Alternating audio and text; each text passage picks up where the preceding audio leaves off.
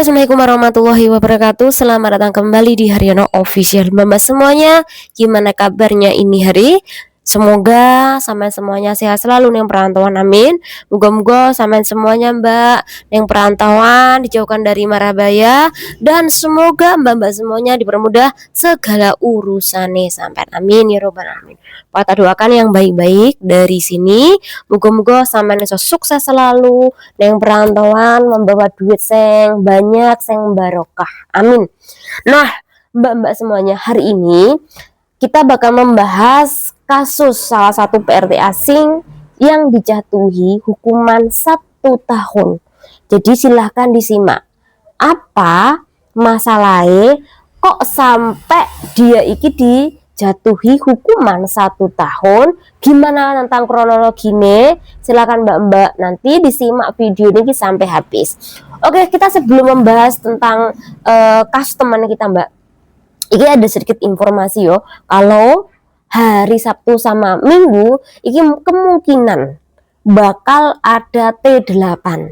Jadi untuk saat ini mbak-mbak semuanya persiapkan beli sayuran untuk kedepannya sampai hari Senin, dan kebutuhan lainnya tolong mbak-mbak semuanya iki untuk dicatat mana-mana yang harus dibeli. Jangan sampai pas T8, T5 atau bahkan T5 ke atas sama harus keluar membeli barang. Jangan sampai ya mbak, karena ini sangat membahayakan. Dan bagi mbak-mbak yang libur nih hari Sabtu, hari Minggu, usahakan untuk tiduran di bawah flat saja, liburan di bawah flat saja. Jangan sampai Anda jauh dari tempat majikan, karena kalau terjadi apa-apa pas libur karena Anda memaksa jalan-jalan pas kondisinya T8, biasanya majikan kui tidak memberikan asuransi kecelakaan ketika CC kui libur. Jadi hati-hati buat mbak-mbak semuanya ya. Oke, kita bakal membahas kasus teman kita. Kita bahas kasus yang pertama. Jadi aku membaca sebuah VT mbak. Menurut pandangan sampean, ini kira-kira bener apa enggak Oke, gimana isi dari VT mbak ya? Jadi iki ada PRT sing diagnosis kanker payudara mbak, stadium 3. Jadi kuku-kukunya ki sudah menghitam, kemudian menjalani kemoterapi sudah 5 kali. Setiap hari juga harus disuntik darah putih. Alhamdulillah iki benjolannya sudah mengempes dan tidak jadi operasi, tapi mbaknya ki rambutnya rontok setiap hari. Selesai kemo, kata mbaknya keseringan makan gorengan. Jadi gorengan iki setiap hari mbak, rutin pokoknya intinya makan gorengan. Contoh apa gorengan contoh ya ote-ote, mungkin tempe goreng, mungkin gedang goreng dan sejenisnya. Nah kan ada nih mbak-mbak yang datang ke toko Indo membeli gorengan, kadang-kala sampai 10, kadang-kala sampai 15, dan kui mbak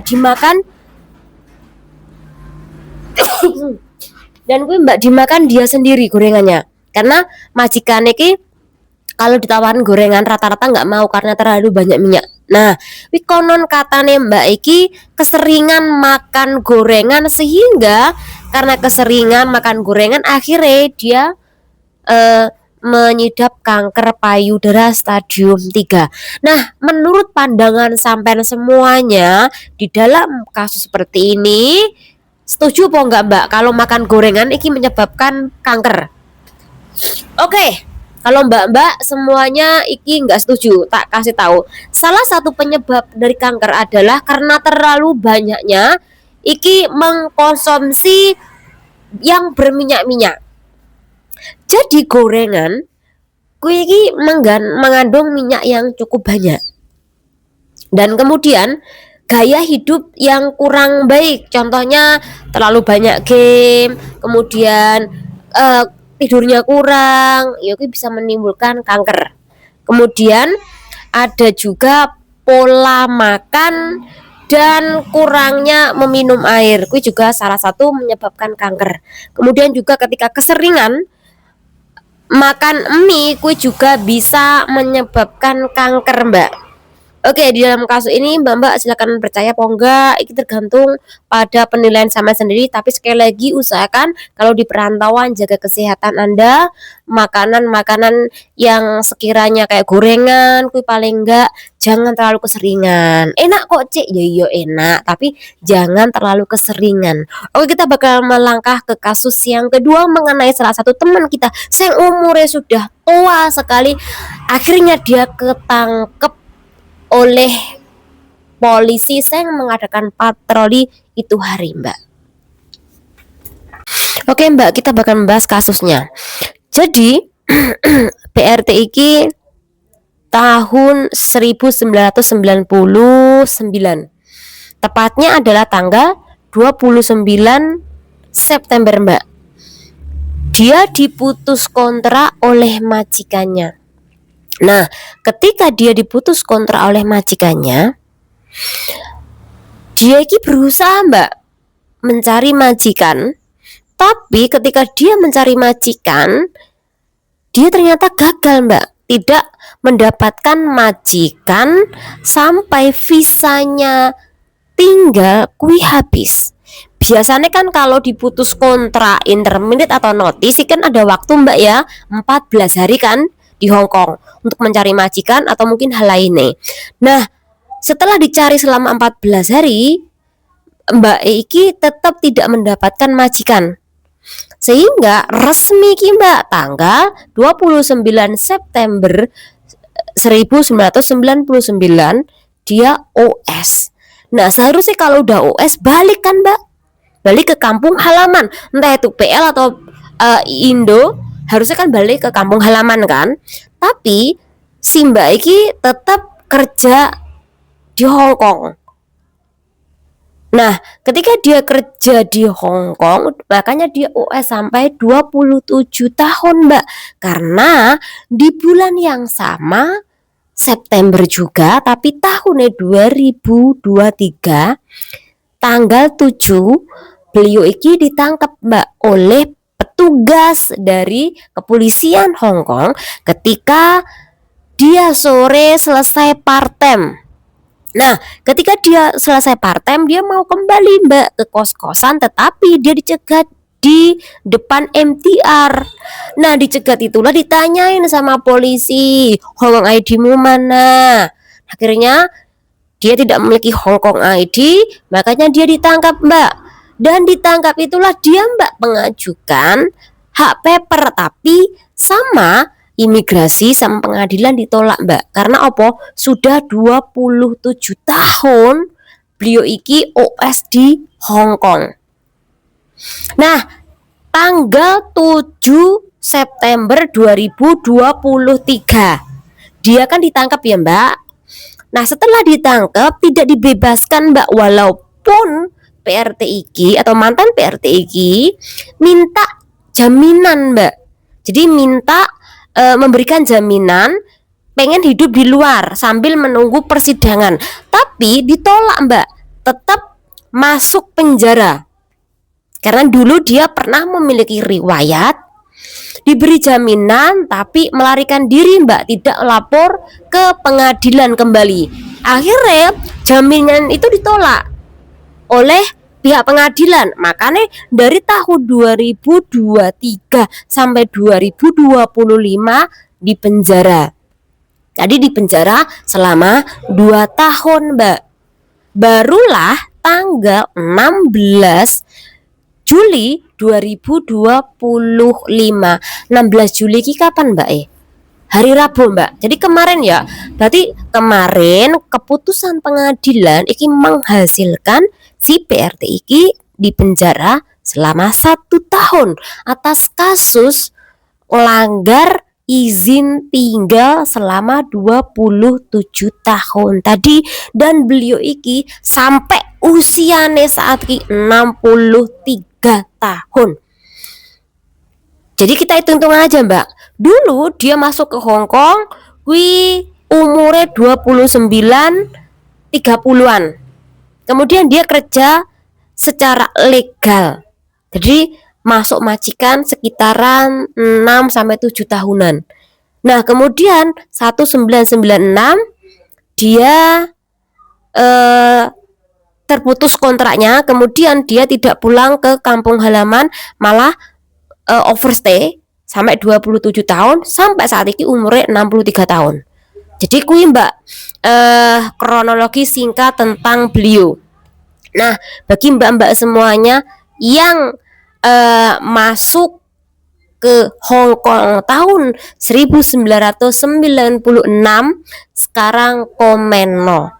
Sampai kalau masuk ke Hong Kong di tahun itu dipastikan kira-kira usia sampean kui pasti 45-an 46-an. Silakan komen bagi mbak-mbak semuanya.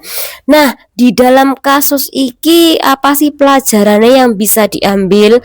Yang pertama, sekali lagi masih bersyukur diberi kesehatan sampai usia 63 tahun. Ada nih teman-teman yang lain yang 50 ke atas kuis sampai sakit, sampai bahkan meninggal dunia. Karena apa? Karena sudah terlalu lama OS di negara orang, kemudian sangat kerja keras sekali. Padahal usianya kui seharusnya usia yang istirahat, yang harusnya kerjanya kui tidak terlalu berat, tidak ngoyo, tapi dia memilih OS dan diharuskan untuk kerja ngoyo karena opo harus nanti bayar kos-kosan, nanti belum anaknya nanti minta uang jajan, belum kuliah, belum nanti punya hutang. Hasil opo? Dia harus kerja keras Mbak, bangun jam 4, jam 5 subuh, nanti malamnya dia harus tidur jam 1 sampai jam 2. Karena apa ya, kuwi kerja keras untuk menghasilkan duit.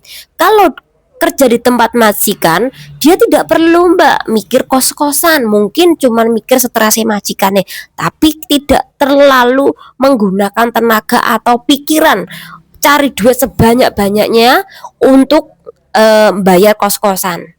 Nah, kuwi lho Mbak perbedaan antara orang OS maupun orang yang enggak OS atau kerja legal di tempat. Saya setuju, samen bisa enggak dengan pernyataan ini. OS kuwi memang ada yang dipaksakan, ada OS dorongan dari Anda sendiri. OS yang dipaksakan, contoh nih, saman pengen kerja nih Hong Kong, tapi saman ki wes kerja baik, majikan sampean iki memutuskan kontrak kerja sampean, padahal posisinya sampean saat itu memiliki hutang di kampung halaman. Nah, kui OS yang dipaksakan, saman maksa diri sama sendiri untuk OS biar mencari duit, nanti dikirim ke Indo untuk membayar utang Anda sendiri atau mungkin utang orang tua Anda. Tapi Mbak, kalau sampean sudah bayar utang, ya sudah pulang, jangan sampai keterusan sampai usia sampai 60 ke atas. Karena aku takutkan kalau sampai usianya kui sudah tua, seperti kasus kemarin usianya sudah tua, akhirnya sakit, terus akhirnya dia iki harus memakai kursi roda. Karena saking tuanya, Anda ki terus neng perantauan, terus memilih OS, terus bekerja ke luar negeri. Harusnya usia-usia seperti itu istirahat di rumah. Jangan memaksakan diri untuk terus kerja mencari duit OS. Akhirnya apa ngedrop. Tolong iki mbak-mbak semuanya, ibu-ibu semuanya, mbah-mbah semuanya, untuk masalah keuangan ini benar-benar ditata kembali. Jangan sampai Anda menyesal kemudian hari. Dalam usia senja sampai tidak memiliki tabungan, akhirnya usia 60 ke atas tetap memilih bekerja di perantauan. Jangan sampai nggih. Dari saya akhiri, semoga bermanfaat channel diri. Wassalamualaikum warahmatullahi wabarakatuh. Bye bye.